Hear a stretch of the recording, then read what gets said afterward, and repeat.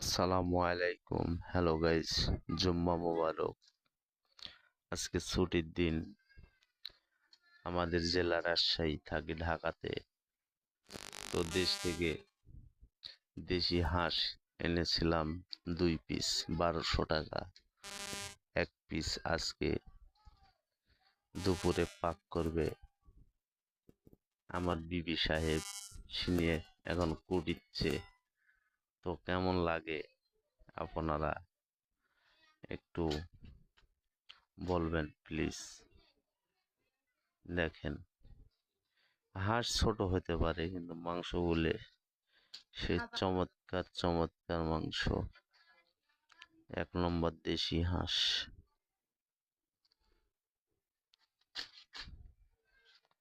তো ভালো থাকবেন। সবাইকে আবারও জুম্মা মুবারক। আল্লাহ হাফেজ।